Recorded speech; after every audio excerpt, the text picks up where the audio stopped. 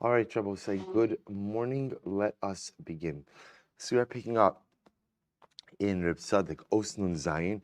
We're actually gonna, I know yesterday I began the Mesilas Yesharim in the footnote, but we're actually going to move on from that and continue in the rest of Osnun Zayin. So we find ourselves again still on page Kuf Lamed Ches, following in the Be'uri HaChasidus on the left-hand bottom column. So the Rebbe continues, only because the Mesilas Yesharim was beautiful, wasn't contributing per se anything additional to the discussion. Just another example from the Rebbe regarding the power of busha, the transformative nature of busha. So the Rebbe goes on. He says something truly beautiful here. The altzar zeh sheyesh la'adam machmas charataso ha'atzuma alavonosov. And regarding this tsar, regarding this pain, that this busha, this embarrassment that a person has as a result of his charata. Because let's remember again, what came out from the Rebbe is the reason why the Gemara Maseches Brachas says that busha is mechaper, that when a person when a person is embarrassed about an avera, that embarrassment causes or allows for tshuva, is because what embarrassment does is highlights the fact that this chait is not really part of me. Embarrassment in and of itself is a repudiation of the sin. This chait, this avera, is not really who I am. That is the power, ultimately, again, of avera. So the Rebbe goes on, he says, Zeh she'amar David HaMelech alav hashalom, gam ki elech begeit salmaves, lo irara ki ata imadi. So David HaMelech says, even though I walk through the valley of the shadow of death, I will fear no evil, for you are with me. So says the Rebbe, this is incredible. Shahare, Vandai lo chashav David HaMelech al asmo, she'nenash lios begehenim asid lava. So we'll say, interestingly enough, this is fascinating. We often assume that Gam Ke'elech Begeit Salmaves, even though I walk through the valley of the shadow of death, is a reference to just death. Just death. Reb Tzaddik says it's not true. The Geit Salmaves, the valley of death, is a reference to Gehenna. As a reference to Gehenna. So Reb Tzaddik says, so what does this mean? When David HaMelech says, Gam Ke'elech Begeit Salmaves lo irara ki ata imadi, even though I will go to Gehenna, I'm not scared because you are with me. So asks Reb Tzaddik, did David HaMelech really think that he was going to go to Gehenna? Did he really believe that he was destined for Gehenna? Ki hariyada ba'atzmu shunaki michait. David HaMelech knew that he was cleansed from sin. Now, what does that mean? He knew that he was cleansed from sin. David HaMelech knew that he had made mistakes, but he also knew that what? He did tshuva. He did tshuva. So why is David HaMelech fearful? Why does he seemingly say that he knows that he's going to Gehenna? Kimosha Amru, page Kuf Lametes, Kimosha Amru Chazal, Dekari the Nafshe, Shekara David La'atzmo, B'to'ar Chosid, Shamra Nafshi Ki Chosidani, because David referred to himself as a Chosid. I will say, of course, that's not done in arrogance. What that's done is in reflection of the fact that although I've made many mistakes, I've also done tshuva for my mistakes.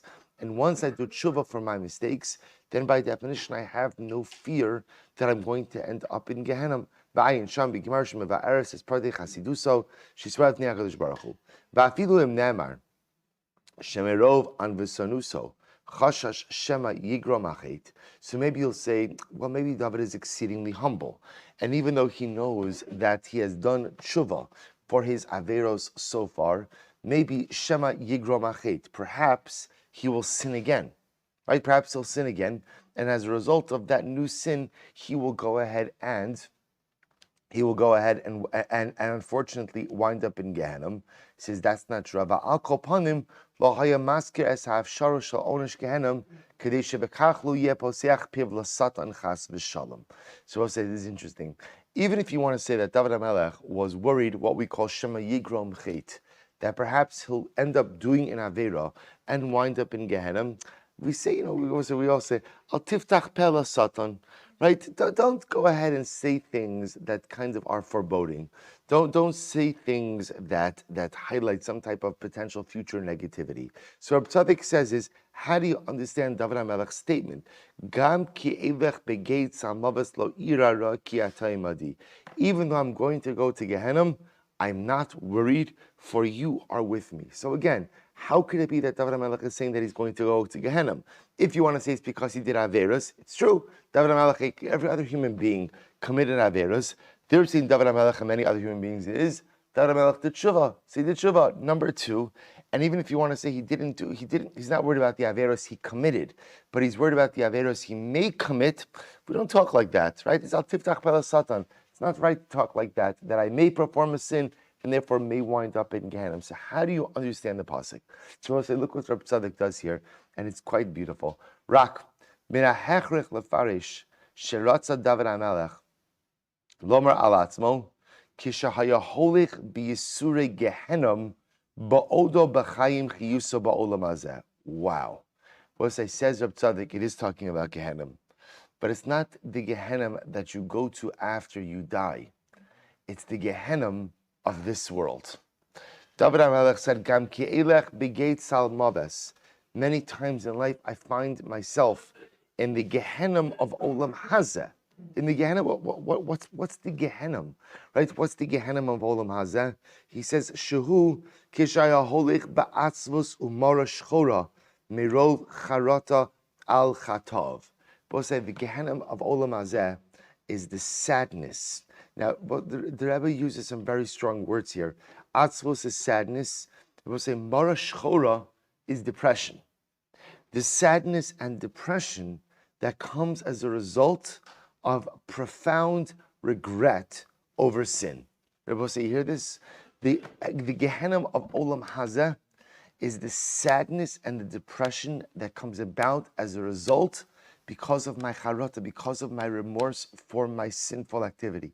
V'harei al yidei ha'atzvos sheyish b'libo hashchina mistalekes imenu. So I'll say this is so incredibly profound. Let me tell you this outside for just a moment. Reb Tzaddik is going to quote the Gemara in Masechet Shabbos that says, "Ein hashchina shora ela mitoch simcha." That's the next line in the Berurah Chassidus. The first line in the left-hand column. The Shechina only rests upon a person if a person is in a state of simcha. In a state of simcha, this is kind of the underpinning of Rabbi Nachman's statement of mitzvah gidola lihios b'simcha tamid. Right, so say you wonder to yourself, right? Rabbi Nachman says it's a great mitzvah to always be b'simcha. What's the fundamental question? Rabbi Nachman's statement. What's the fundamental question? Which mitzvah is that? Right? Which mitzvah are you referring to? Right? Again, Rabbi Nachman could have said it's very nice to be b'simcha tamid. Mitzvah gidola lihios b'simcha tamid. Rebbe, which mitzvah? Tell me. There are 613 mitzvahs. Which mitzvah does that refer to? But what Rabbi Nachman was saying was as follows: there are many mitzvahs that highlight the obligation to be davok b'Hashem, to cling to the Ribono Shel Olam. V'yahavtas Hashem Elokecha b'chol levavcha b'chol nafshecha b'chol ma'odecha. V'davakta bo, to cling to HaKadosh Baruch Hu. I will say, how do you have a relationship with the Ribono Shel Olam? So the Gemara Masechet Shabbos, Rabbi Nachman builds on this. Mitzvah gidola lihios b'simcha tamid. The only way to have a relationship with the Shekhinah is to be b'simcha. To be b'simcha. That's it. If there's no simcha, then it's almost impossible to have a relationship with the Shekhinah. So Rabbi said, listen to this. This is incredible. So Rabbi Tzaddik says, well, now we have an incredibly profound life issue, which is we're talking about over here the power of busha. And I will say, if you notice, by the way, the Rebbe begins to build the pool of synonyms with busha, right? So we started out with agmas nefesh, which Rabbi Yehuda gave me a good turmoil, inner turmoil, right? So started agmas nefesh, then it became, right? Turmoil, stress, distress, good. Inner distress, somebody else told me turmoil then, okay, good. Inner distress, turmoil, right? Then that morphed ultimately into embarrassment. So you've got agmas nefesh, busha, and now the Rebbe just added in atzvus and mara shchora. Atzvus, sadness, mara shchora, and depression. These are all the natural results, the emotional results to sin. And again, remember, as we saw already in the Nesivos on the Maharal, as we saw already, that's a great thing. Because when that's my reaction to Chet, Rebbe will say, what does that show? What does that show? It's not me. This is not, this action, that activity, that act, that aver, it's not me. V'haraya, look how I feel about it. See, I will say, if a chait really was just this, that's the way I roll, right? That's what I do. That's how I behave.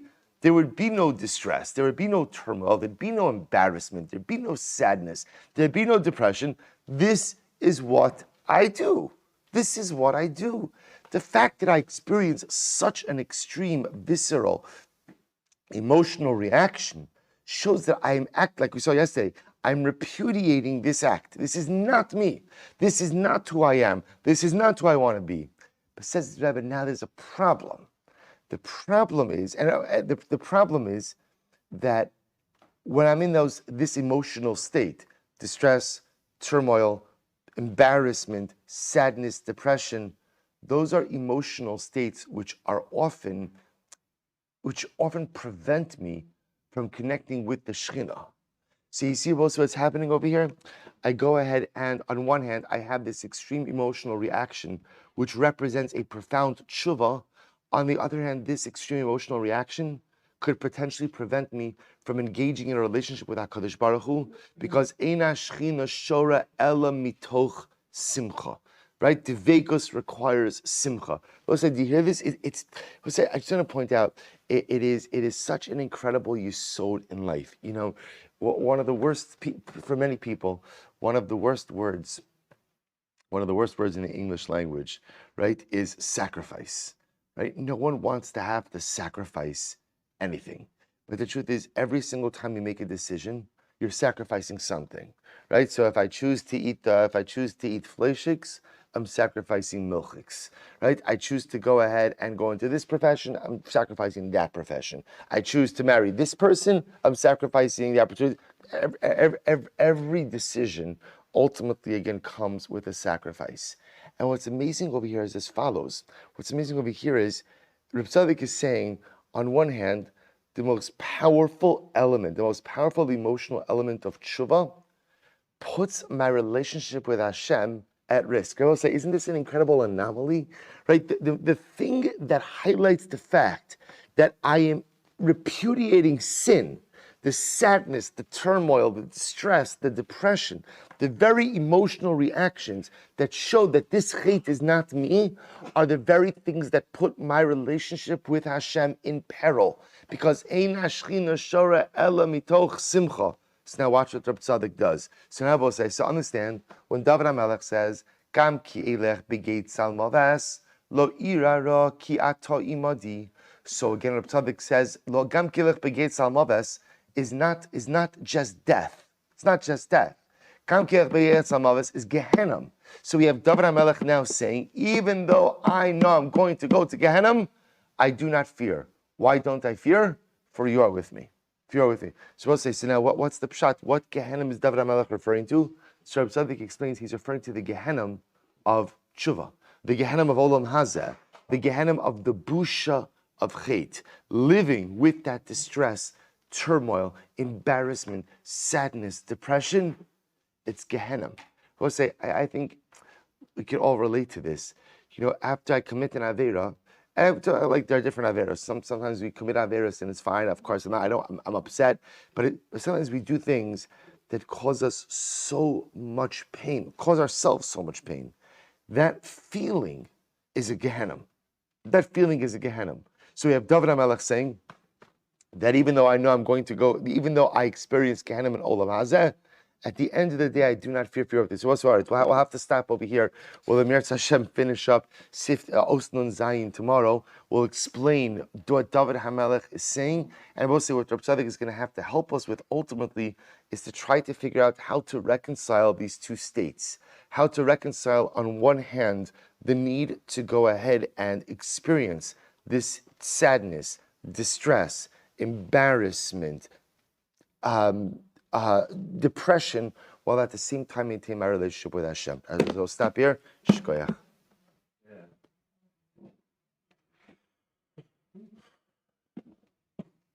Thank you, Mashiach. Thank you. Perfect. There's not a lot today. Perfect. Thank you.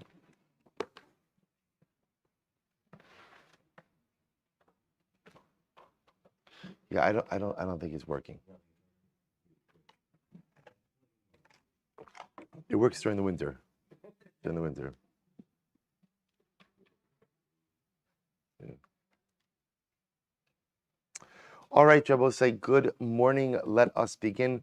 Begin by thanking our sponsors, our Talmud Torah sponsors for the month of year, Yona Shushie Ehrenfeld, in memory of Yona's grandfather, Yosef and Shmuel Aron, Marc Karstaedt, in memory of his mother, Chana Bat Shraggai, our week of learning sponsors, the Kiwi family, in honor of all the men who helped make the Shiva Minyanim through Mr. Kiwi Shiva, Ari and Shoshana Lerner, in honor of the Bar Mitzvah of Yosef Chaim, in Meretz Hashem this coming Shabbos, B'Sha'a Tova U'Mitzlachos, and in memory of, and the shul dedicating in memory of the yahrzeit of Rabbi Gevant Mina Rav Chaim Friedel ben Reb Yitzchak Dov. We hope that in the merit of our Talmud Torah, all the neshamas will have an aliyah and the families a nechama. But say with that, let us begin. So we have a beautiful daf ahead of us today. Today's daf is Yud Zayin, and we are actually picking up in Meretz Hashem on Daf Yud Zayin. So we'll say, so remember again, continuing a little bit, although it's only going to be on Amud Aleph, then we're going to get back to some of the more normative or regular sugyas in Meretz Hashem on Amud Beis. But we are beginning right now with a continued discussion. So remember again, the Gemara says as follows. So second line, Yud Zayin Amud Aleph. Rav Ada Breid Rav Yitzchak Amar. So Rav Ada Breid Rav Yitzchak said as follows. Hi Lishka. So we'll say, remember, we got into this whole discussion based on the location of the Tzidkas Hatzaddik, right? That's how this whole thing started. So, namely, again, we have this chamber in which we keep the lambs, right? That chamber, ultimately, right? The lamb chamber, the lambs being used for karbanos, the carbon tamid. So remember, again, we began with a stira, a contradiction in terms of the location of the Tzidkas Hatzaddik. So on one hand, we had our Mishnah in Meseches Tamid, and the Mishnah Meseches Tamid says that the Tzidkas Hatzaddik was in the northwest corner. The northwest corner, and then again, the Mishnah in Meseches Midos said that it was in the southwest corner. So that machlokes is what kind of fueled this entire ongoing discussion between two different versions in general of, we'll call it Beis HaMikdash real estate, or Beis HaMikdash location, Beis HaMikdash layout is the better word, between Meseches Midos and Meseches Tamid, right? So that has been our springboard for conversations. Now the Gemara is jumping back to that for just a moment, focusing once again on this Tzidkas Hatzaddik. So says the Gemara, Rav Ada Rav Yitzchak Amar, Hi Lishka, this chamber, which were again the Tzidkas Hatzaddik, Aktsuye Maktsie. So we'll say this is very interesting. If you take a look at Rashi about halfway into the wider lines, Rav Ada Rav Yitzchak Amar, Ha Tzidkas Hatzaddik Aktsuye Maktsie. B'shtei hamikutzos niris sha'arukahi va'omedes b'marav u'ma'arechas letzad safon v'daram ad karvlo mikutzos shemikanu mikan. So I'll say, interestingly enough, Rav Ada Rav Yitzchak says this Tzidkas Hatzaddik is a bit elongated, right? Essentially, it extends towards both directions. So, in fact, what Rav Ada Rav Yitzchak is saying is there's actually no stira, there's no contradiction between Tamid and Midos. But rather, again, I will say, when we started this discussion, we thought of the Tzidkas Hatzaddik, as we're going to see in just a moment. Well, so remember again, in yesterday's daf, we spoke about the Beis Hamokad, right? The Beis Hamokad was the large square, right? We'll see it in just a moment. The large square opposite the Mizbeach. In the middle of it was like where they had this large fire, and there were four small rooms in this Beis Hamokad. The Tzidkas Hatzaddik is one of those 4 rooms. So we often assume that Tzidkas Hatzaddik is just one square. Rav Ada Rav Yitzchak says, in fact, the Tzidkas Hatzaddik was a larger chamber that kind of extended both towards the northwest corner and the southwest corner. So in fact, it's not actually a contradiction between Meseches Tamid and Meseches Midos. It's just the way the chamber itself was situated. And therefore he says, V'da'asi mitzavon mischazile b'daram. If you're coming from the north, the chamber has the appearance as if it's situated in the south. V'da'asi midaram, and if you're coming from the south, mischazile b'tzafon. It has the appearance ultimately again as if it is situated in the north. So I will say, so again, thank you to Moshe for going ahead and sending out these pictures. So if you see it on the WhatsApp chat, again, it's a picture number 41. So you could see, when we first started out, we assumed Right, I'll show it to you on the larger Beis Hamikdash map a little bit later, because right now we're not. That Beis Hamikdash map reflects the conclusion of this discussion. Right now in the Havamina is picture number 41. So we'll say you could see over here that the Lishkas HaTeloim, the Havamina was that it was situated in a corner. Now we're saying it's actually pulled out a little bit. So that's why, again, depending where you're coming from, sometimes it looks like it's in the northwest corner, and sometimes it looks like it's in the southwest corner. So the Gemara says, Umistabra tibima'aravis diromis. And ultimately, again, I will say, but it seems to be clear that it was really situated in the southwest corner. The Gemara says, Mimai. Now, how do I know that it was really situated in the southwest corner? So we'll say, this is very interesting. Midraminon lechem hapanim alechem hapanim. Because Rabbi says, we're going to see there's another interesting machlokes as to where the chamber of the lechem hapanim was situated. Remember, again, the lechem hapanim was made in a particular chamber. Where was that chamber? So we'll say, so just so you should know, this is, Rashi points out that this is a machlokes between Meseches Midos and Meseches Tamid. Now I will say, here's what everyone agrees with. Both the Lishkas HaTeloim as well as the chamber of what we call Lishkas Lechem Hapanim, where Lechem Hapanim was situated in Beis Hamoka. So we'll say, so remember, if you're looking at this picture, if you're looking at this picture over here, which was the one that Moshe sent out yesterday in the chat. So we, just so you understand, we are focused on this square over here. This square over here, which again is labeled as Lamed Hey, you can see on the key. Lamed Hey is Beis Hamoka. So it's this square over here. All the chambers in today's discussion are situated in this square. So remember again, in here I have the Lishkas HaTeloim, the chamber where the lambs were kept. In here I also have the chamber of the Lechem Hapanim. Now the Gemara says as follows. What the Gemara now posits, as follows, that we have a dispute between Meseches Midos and Meseches Tamid as to where exactly the chamber of the Lechem Hapanim was situated. According to Meseches Midos, so the chamber for Lechem Hapanim was situated in the southeast corner of the Beis Hamoka. That square, right? They will say, this is called this square over here, this Lamed Hey, this is called the Beis Hamokad. This whole square is called the Beis Hamokad. So the Gemara, and remember, why is it called Beis Hamokad? Because there was a fire that was burning inside of it. In fact, you'll see there's like a circle in the middle of this square of Lamed Hey. That circle is supposed to represent the fire. There's that broken line, because remember, for the Beis Hamokad, part of it was in the Kodesh, and part of it was in the Chol. So when it comes to Lechem Hapanim, we have a machlokes where the Lishkas Lechem Hapanim is. Is it in the southeast of the Beis Hamokad or in the northeast of the Beis Hamokad? And the Gemara says, Mishaninan, Amar Afuna B'Reid Rav Yoshua, Marc Karstaedt derech Yomim, Marc Karstaedt derech Smol. Now, both the way we resolve that is, interestingly enough, everything depends on your orientation. Everything depends on how you are walking around the Beis Hamokad. If you go derech Yomim means you go from left to right, and derech Smol means you go right to left. So we'll say again in the pictures that Moshe pointed out. Again, this is picture number 42. Picture number 42. So depending ultimately again which direction you would be circling around the Beis Hamokad, that would determine your view of the orientation of the Beis Lishkas, the Lishkas Lechem Hapanim.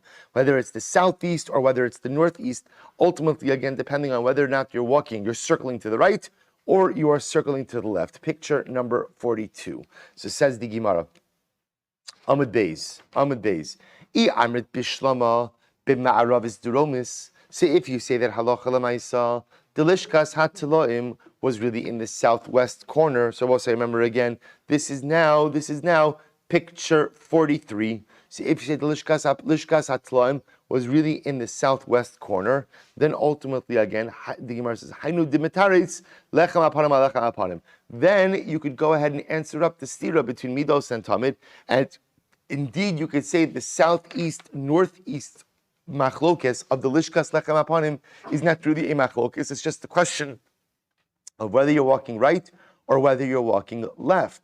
But if you say that the Lishkas HaTeloim was in the northwest, then I will say, how do you reconcile the machlokes regarding the direction of the Lishkas Lechem Hapanim? b'ma'aravis deromis havi shmamina. Rather, ultimately, again, what you have to say is that halacha l'maisa, the Lishkas Hatloim, was really situated in the southwest corner, and indeed, this is the conclusion of the Gemara. And in fact, if we go back now, Rabosai, to the Beis Hamikdash map, and we're looking over here in Lamed Hey. So remember again, Lamed Hey being our Beis Hamoka. So we'll say, so just to be clear, the entire square in Lamed Hey is called the Beis Hamokad, and you could see now the halacha l'maisa of the arrangements of the lishko. So we'll say, so you have over here.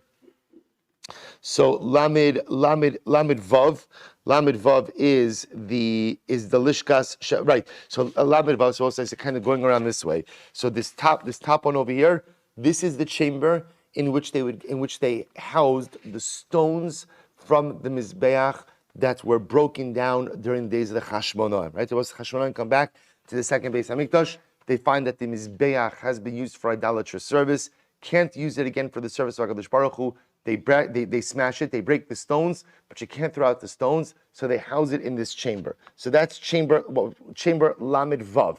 Top, I guess, if you're looking at the map, top right. Beneath that, Rabbi say, is Lamed Zayin, and you can see on the key over here, ultimately Lamed Zayin, Lishkas lechem aponim, right? So bottom right is the chamber in which they bake the lechem aponim. Lamed ches on the top left is the chamber that they would use to descend into the subterranean mikvah underneath the Beis Hamikdash. And then Rabbi say bottom left, Lamed tes, is the Lishkas Hatiloim. So we'll say that bottom left, Rabbi say, is the southwest corner. So indeed, what we see is that halacha l'maisa, the Lishkas Hatiloim was situated. We'll say again, you can see it over here. Lishkas Hatiloim was situated on the bottom southwest corner of the Beis Hamokad. So that is indeed halacha l'maisa. So we'll say, so now you know this. What I just showed you over here is the halacha l'maisa of the layout of the Beis Hamokad. Beautiful, beautiful, beautiful. Says the Gemara. The Gemara will say goes back to an interesting fact over here. So the Gemara says, one second. The Yoma says, "V'ha'amar mar kol pinos sha'ata pona lo yu ela derech yom mizracha." So we'll say, normally, remember again, beforehand, the Gemara quoted the machlokes about the location of the Lishkas Lechem Hapanim. Was it in the southeast of the Beis Hamokad or the northeast of the Beis Hamokad? And the Gemara says, in fact, it's not really machlokes. Everything depends on just what? Are you circling the Beis Hamokad right to left or left to right? So the Gemara says left to right, or I should say right to left. We never lean left, right? We always go out. We just said in the Beis Hamikdash, whenever you go somewhere, you always turn to the right east. And again, we'll say that just reflects the general view that right always has a dominant chashivos, a dominant importance. So how could the Gemara be suggesting that halacha l'maisa we're going to go ahead and turn to the left? To which the Gemara says something very simple. The Gemara says, Hani miri ba'avoda.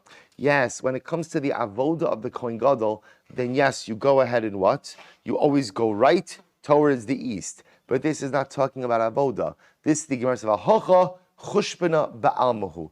But say here, chushbana ba'alma means we're just detailing information. So I will say, in terms of trying to reconcile the location of the Lishkas Lechem Aponim, was it in the northeast or southeast? All the Gemara is just saying is it depends how you walk. But it doesn't mean how you walk for the avoda. It's just trying to go ahead and give us kind of a tally of the chambers. So when we say that right has dominance for substantive things, like avoda.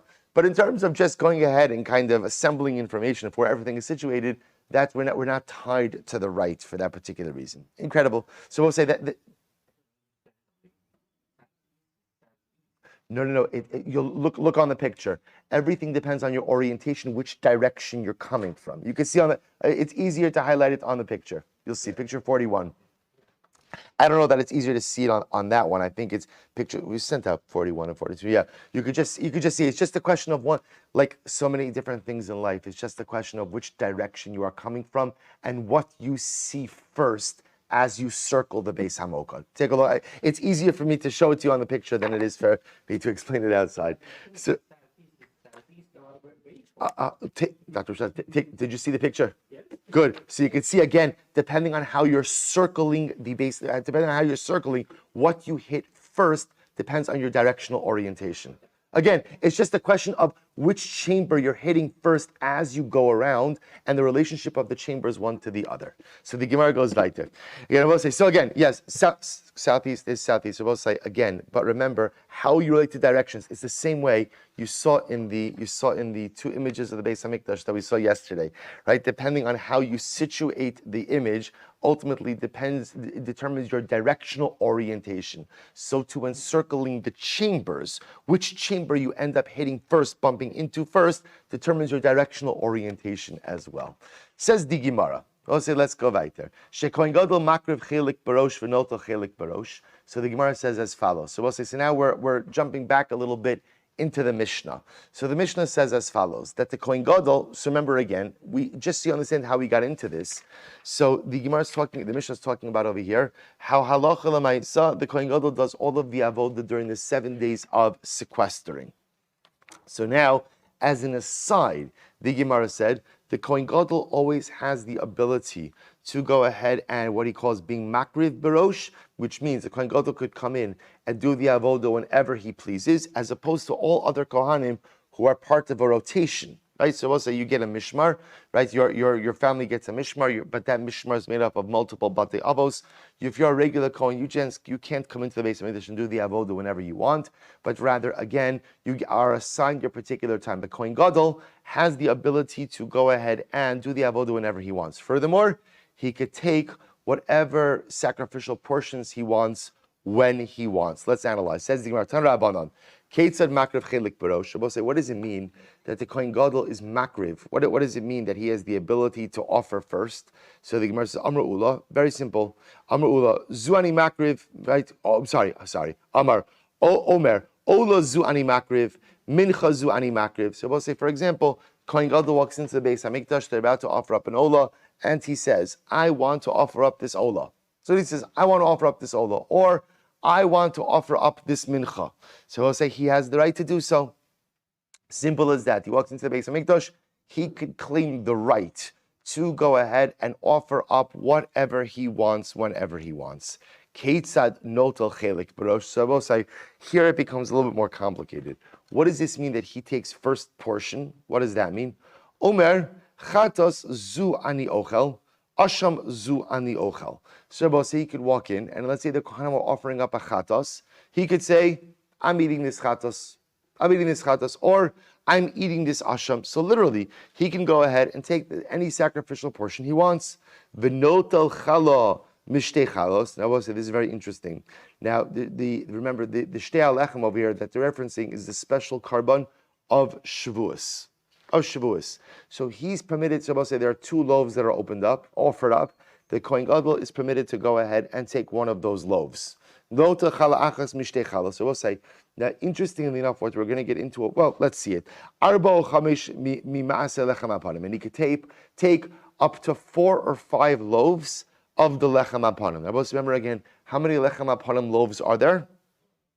12. So here we're saying there's shtei lechem. He could take 1 loaf from the offering of Shavuos, and he could take either 4 or 5 loaves of the lechem hapanim.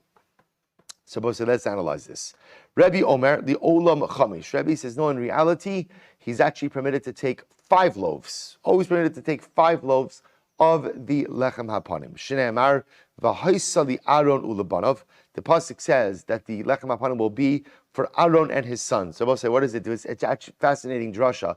It equates Aaron and his sons. Mechza li Aaron umechza lebanav. When it comes to lechem hapanim, half goes to Aaron and half goes to his son. So therefore, Rebbe's understanding half is 5. We'll discuss why that is in a little bit. So we'll say hagufa kasha. So we'll say it seems to be the way you're analyzing this is a little bit contradictory. Why? Amrit notel chala achas mishtei chalos. Money Rebbe. So we'll say we're going to see now. Let me tell you this outside a little bit for just a moment. We're going to see now an interesting discussion, as everyone agrees that a Kohen Gadol, just like he's permitted to be makriv barosh, he's permitted to do any avodah once he gets preferential treatment as to which avodah he's allowed to do. So halacha l'maisa is noto chelik barosh. He's also permitted to go ahead and take whatever he wants first. So I will say, interestingly enough, now there's a machlokes. How much is he permitted to take? Rebbe's going to say a Kohen Gadol is permitted to take up to half. whatever it is that he's taking, he's permitted to take up to 50%. And I will say, Rebbe's logic in that is based on the pasuk Alechem Aponim, the Haisa the Aaron or the Banov. Whatever Aaron's sons get, Aaron gets half. Aaron gets half, right? Kohanim get half, Aaron get half. So Rebbe holds he's permitted to take up to half. The Rabbanon say a little bit less than half. A little bit less than half. So that's going to be the machlokes. So watch this. So now it says the Gemara, the Brisa you just quoted is contradictory. Why? Amrit notel chala achos mishtei chalos. Because I will say when the Gemara spoke about the shtei alechem, the 2-loaf offering of Shavuos, how much is the coin permitted to take? How much? 1 loaf, which is 50%. Exactly 50%. However, money, Rebbe, whose opinion does that reflect? That's Rebbe. That's Rebbe, that a kohen gadol is permitted to take half. So the Gemara says, Damar palgo shakil. Rebbe holds kohen gadol takes 50%. Ema mitziyasa. You know, say, what do we say by the lechem aponim? Right? How much is the kohen gadol permitted to take by the lechem aponim? Arba o chamisha. Then I will say, what's arba o chamisha? Arba chamisha meis lechem aponim. Asan rabbanon. That reflects the view of the rabbanon. Because what do the rabbanon say? The amri lo shakil palga. The rabbanon say, as we're going to see, that halacha l'maisa, a kohen gadol can't take a full half. He could take a little bit less than a half. So I'll say, so you see the problem over here? In one Brisa, you're telling me when it comes to the loaves of the shtei halechem, the kohen could take 1 loaf, 50%. That's the opinion of Rebbe, that a kohen gadol is permitted to always take up to 50%. Then you tell me about lechem abanim, he could take 4 or 5. They will say one thing is clear. Now, why 4, why or 5? We'll discuss that. But 4 or 5 is what? Is what? Less than half. That's the view of the Rabbanon. And here's the problem. Seifa ema seifa. What's the end of the Brisa? Rebbe Omer the Olam Chamish. Rebbe says, no, by the lechem upon him, you could always take 5. So we'll say, understand how this Brisa is structured. Reisha mitzyaser Rabbanon. I'm sorry. Reisha v'seifa Rebbe mitzyaser Rabbanon. Are you going to tell me then that the way the Brisa is set up is that the first part and the last part of the Brisa are reflective of the view of Rebbe, and the middle part is reflective of the view of the Rabbanon? It sounds like a strange way to set up a Brisa. To which the Gemara says, no. Amra Abaye, Reisha Mitzyaser Rabbanon. So in reality, both the Reisha and the Mitzvah. So we'll say, so remember, the Reisha, that says that by the Shtei Halechem of Shavuos, the Kohen takes 1 loaf. That's also reflective of the view of the Rabbanon. But why is that? I will say, how much do the Rabbanon say a Kohen Gadol could take? How much? Less than a half. So if he's allowed to take a full loaf, is that not 50%? That's not the view of the Rabbanon, that's the view of Rebbe. How can you say the view of Rabbanon? We'll say, watch this. Umod Rabbanon, beprusa, delav orech ar lemisla kohen gadol. So we'll say, this is incredible. Even the Rabbanon will agree by the Shtei Alechem that the kohen gadol takes one full loaf. Why? Because they will say, what's the only other option if he's not going to take a full loaf? Break it. And it's not bakavadik to the kohen gadol to give him a broken loaf. So we'll say, interestingly enough, even the Rabbanon will agree that by the Shtei Halechem, the Kohen Gadol gets 1 whole loaf, even though he's not entitled to it. Really, he should get less than a whole loaf. But because it's not bakavadik to the Kohen Gadol to give him less than a whole loaf, therefore, halacha l'maisa, you give him a full loaf. So therefore, I will say, so therefore, really everything is reflecting the view of the Rabbanon, except the last part. So the Rabbanon will say about Shtei Halechem, he gets 1 loaf. By the lechem aponim, how much does he get? According to the Rabbanon, 4 or 5 loaves. And then Rebbe comes along and says, no, he always gets 5 loaves. Fine. So let's talk about the loaves. Top of Yud Ches. Umay arba uchamish the Rabbanon. Right? Umay arba uchamish. So we'll say, what do you mean 4 or 5 loaves? So first of all, we'll say, what does that mean? Is it 4 or is it 5? That's question number 1. What do you mean 4 or 5? That's number 1. And I will say, again, whose opinion is this reflecting? So watch this. L'Rabbanan da Amri nichnas notel sheish v'yotzei notel sheish uschar hagafas delasos lo mishtenes rei ba'i miflig betzir chada miflaga chamesh shakel. Supposed to listen to this. The Rabbanan hold that the way the lechem aponim was split up was as follows. You had 12 loaves. 12 loaves. So we'll say, how were the 12 loaves split up? 6 went to the outgoing group of Kohanim. 6 were given to the incoming group of Kohanim, and there were no additional loaves dispensed for the people whose job it was to open and close the doors. Okay, so therefore again, according to the Rabbanon, it's a straight split. 6 to the incoming mishmar, 6 to the outgoing mishmar. Kohen Gadol, according to the Rabbanon, always what? Gets how much? What's according to the Rabbanon? Gets what? Gets what? less than half. So what's less? So essentially the way we look at lechem hapon, so what's a little bit less than half? Ultimately, again, it's going to be 5. It's going to be 5. So therefore, according to the Rabbanon, in a normal situation, incoming shift gets 6, outgoing shift gets 6, and Kohen Gadol ultimately, again, I was about to say, obviously, that'll mean, the incoming and outgoing will go ahead and divide up the remaining loaves, but Kohen Gadol will ultimately take 5 loaves. Good. That's the Rabbanon. So we'll say something. I'm sorry. Let me clarify that once more. The way you would normally set up the division of the loaves, if let's say the Kohen Gadol was not present, would be 6 to the incoming, 6 to the outgoing. So the Gemara says the Rabbanon hold that when the Kohen Gadol is there, how much does he get? How much does he get? A little bit less than half. So what's a little bit less than half of 12? Right? 5. That's it. So again, obviously, if the Kohen Gadol is there, each shift is not getting 6. If the Kohen Gadol is there, the Kohen Gadol will get his 5, and then the shifts will go ahead and divide up the remaining loaves amongst themselves. The Rabbi Huda, the Amar Nichnas, note al Sheva, and I will say, now watch this. So that's the sheet of the Rabbanan. So that's where the number 5 comes from when it comes to Lechem Haponim. So on a regular week, Kohen Gadol is going to get a little bit less than half. That's the sheet of the Rabbanan. Therefore, he'll get 5 loaves. The Rabbi Yehuda the Amar, now watch this. Now we're going to see this is also subject to a general machlokes about how the loaves were divided. Now, according to Rabbi Yehuda, he holds the Amar Nichnas Notel Sheva. Listen to this. He holds the incoming group gets 7. Right? Nichnas Notel Sheva, Shtayim Bischar Hagafas Delasos, and 2 of those loaves, we both say, were given as extra compensation for the Kohanim who worked the doors. I was supposed to say, so part of the Kohanic responsibilities during that week was to open and close the doors. So apparently, again, according to Rabbi Yehuda, extra lechem hapanim was given to those who had to toil a bit more for the opening and the closing of the doors. The Yotze Notel Chamesh. So I'll say, so remember again, so therefore, the outgoing shift, or I should say the incoming shift, will get 7. The outgoing shift will take 5. So the Gemara says, Me'eser ba'i miflag. So we'll say, interestingly enough, so remember, we'll say what the Gemara is doing is as follows. The Gemara is showing us how the division of Lechem Hapanim would happen on a regular week if the Kohen Gadol were not present. So according to the Rabbanon, it's a simple 50% division. Incoming shift gets 6, outgoing shift gets 6. There's no additional lechem hapanim that is given to the Kohanim who had to work the doors, who had to control the opening and closing of the doors. Kohen Gadol gets a little bit less than half, and therefore, according to the Rabbanon, the Kohen Gadol gets 5 loaves if he's present. According to Rabbi Yehuda, Rabbi Yehuda has an interesting split. He holds that the loaves were split in a 7-5 split. 7-5 split. Why 7-5? 7 going ultimately again. Now, really what it means is 2 were allocated ultimately again to the Kohanim who opened and closed the doors.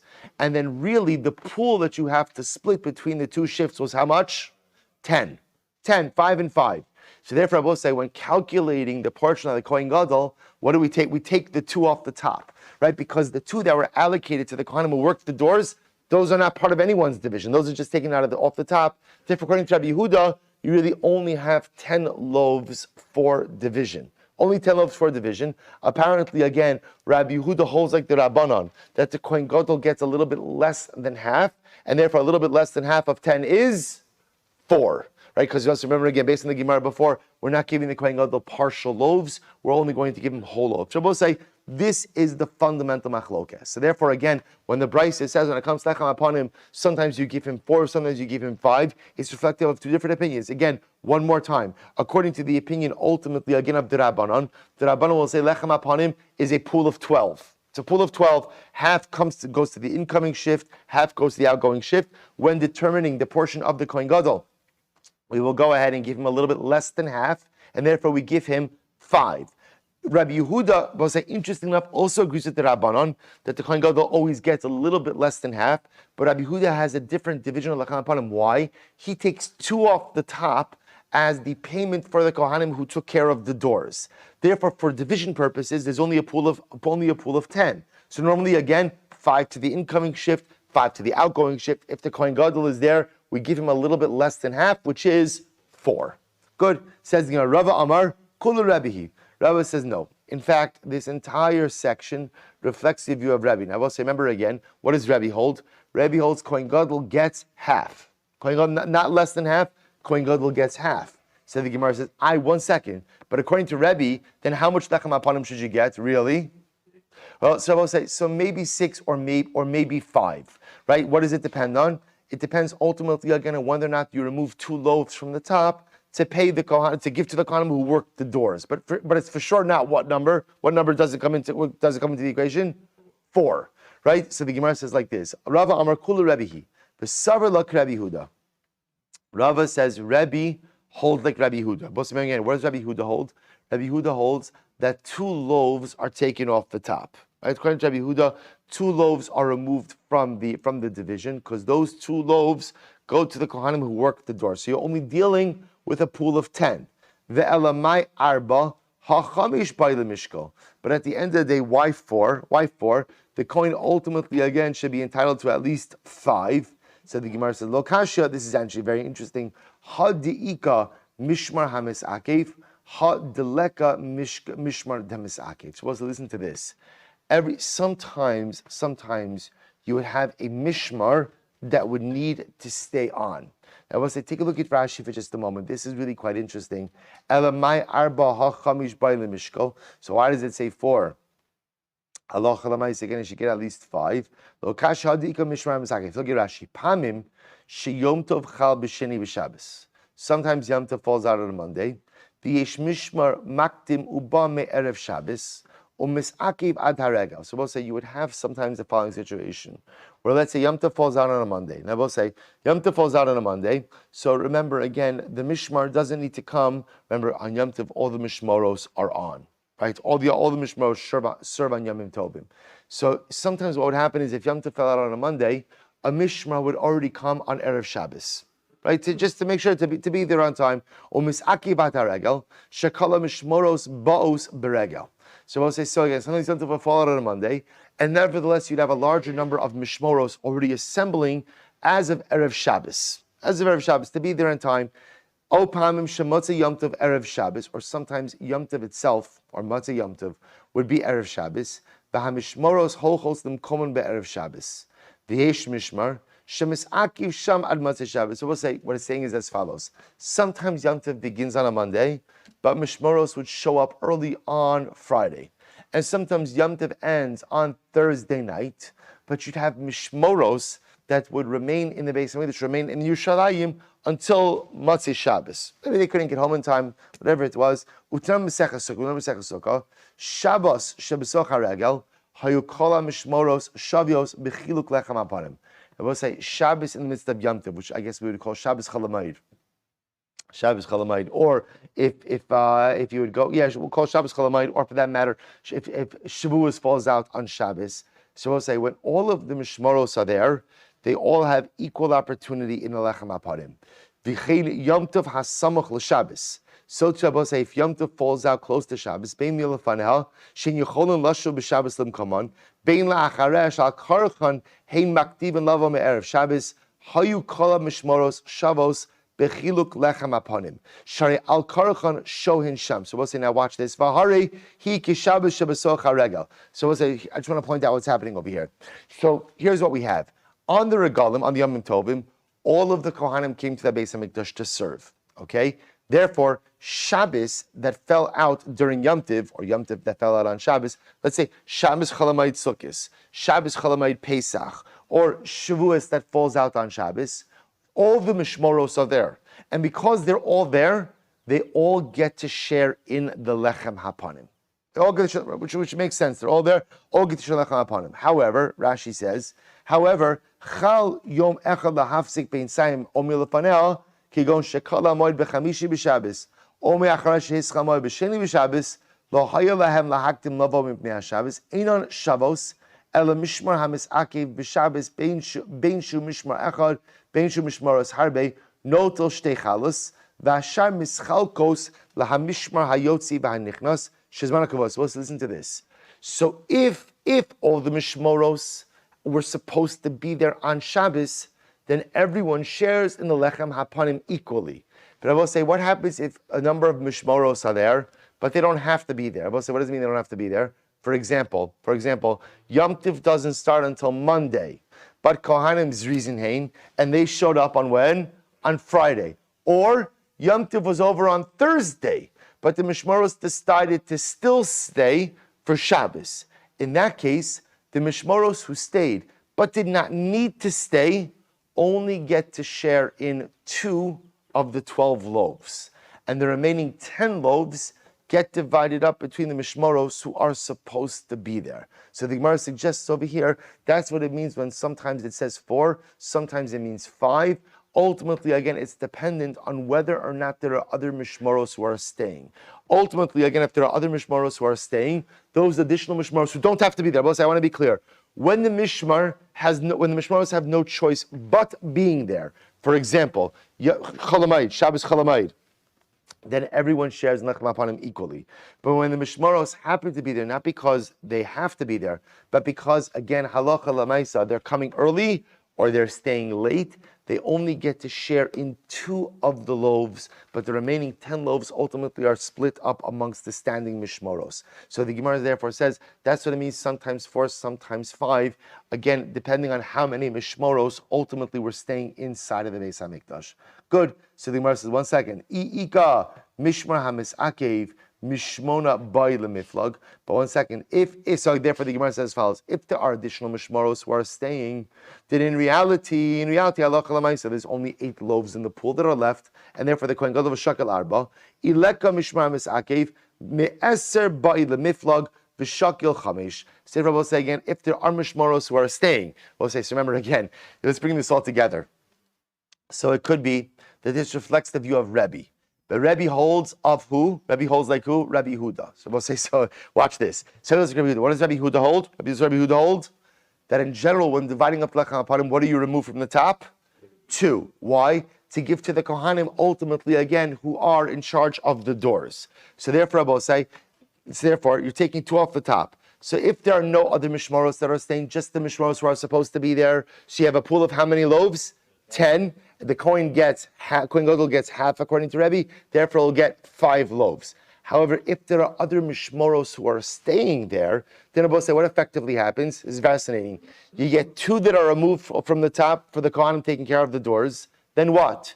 2 more removed for the Kohanim who stayed over, which only gives you a division pool of 8, which then give the Kohen Gadol his half, which is 4. So Rabbi say it's really fascinating, and that's the, as the Gemara says. So the Gemara says, "Ihachi my Rebbe Omer the Olam Chamesh." So therefore, Rabbi say if that's the case, then why does Rebbe say the Kohen Gadol always gets 5? That's not true. Even according to Rebbe, there could be a situation where the Kohen Gadol only gets 4. Kashya. In fact, that is a good question. So Rabbi say what's fascinating about this is as follows: we have a number of really 2 fundamental machloksim over here. Machlokis number one, Rabbi say, is how much does the Kohen Gadol get, right? So how much does he get? Does he get like Rebbe, 50%, or does he get like the Rabbanon, what? How much? How much? A little less than 50%. That's Machlokis number 1. Machlokis number 2 is in the division of the Lechem Apanim.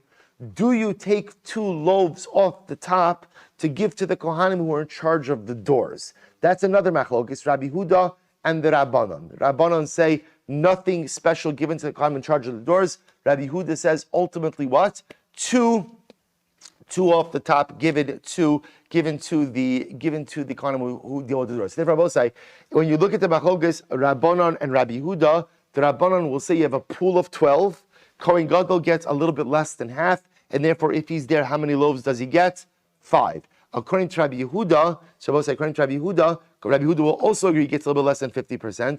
But according to Rabbi Yehuda, he will say you really only have a pool of 10 because 2 are given off the top to the Kohanim who are in charge of the doors. Therefore, Kohen Gadol walks away with 4.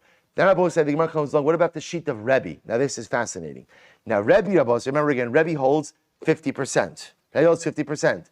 But Rebbe also holds like Rabbi Yehuda, namely that 2 come off the top for the Kohanim in charge of doors. But Rebbe now throws in another variable. What's the other variable?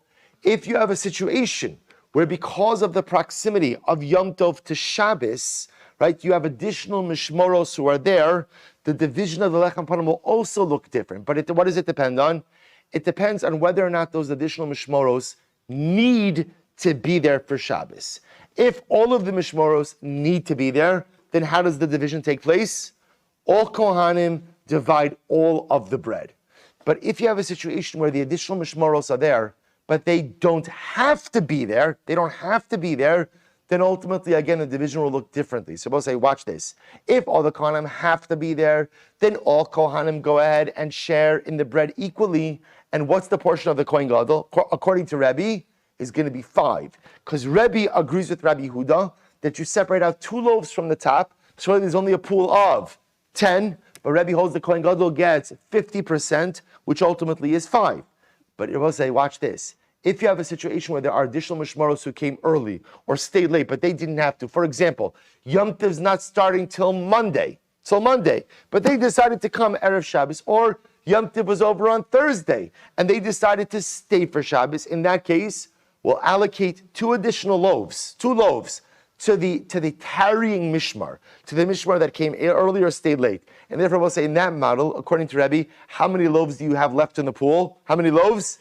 8, right? Because remember again, 2 off the top for the Kohanim in charge of the doors, 2 now for the Kohanim who are tarrying, a division pool left of 8. Kohen Gadol ultimately again will get 4. We'll say, how do we paskin? So the Rambam paskins like Rebbe, that Kohen Gadol gets 50%. That's what it means. When we say Kohen notal chelek berosh, that the Kohen Gadol ultimately again takes his portion first, we paskin like Rebbe that Kohen Gadol takes 50%. But I will say, obviously, that 50% is going to depend ultimately on how the pool itself is situated. I will say, let's begin the next Mishnah. We have another minute or two.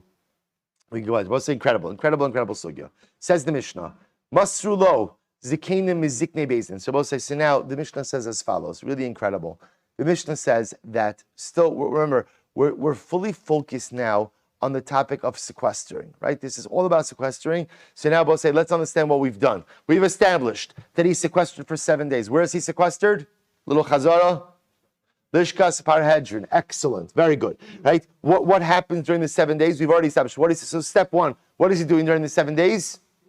Right? He's doing all of the daily avoda. Right? We'll say, remember again, just based on what we've seen, he's doing all of the daily avoda, which means he's offering the tamid, he's offering the ketores, right? And by the way, once he's in the Beis Hamikdash, the Gemara tells us, notel chelik barosh, or I should say note, what was the lashon? Kohen Gadol makriv chelik barosh, in addition to all the other avodos that's happening. So the only avoda they make him do every day is the tamid and the ketores. But once he's there, any other avodah he wants to do, he has the right to do so. Furthermore, he could take any sacrificial part he desires. So the Gemara now says, now I will say we get into it a little bit more. Masrulo zekinim iziknei bezdin. So I will say, what else happens? They give him teachers. They give the Kohen Gadol teachers. Zekinim iziknei bezdin. Ultimately, again, the oldest, most venerated sages.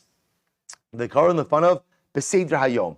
And they teach him the avoda of Yom Kippur.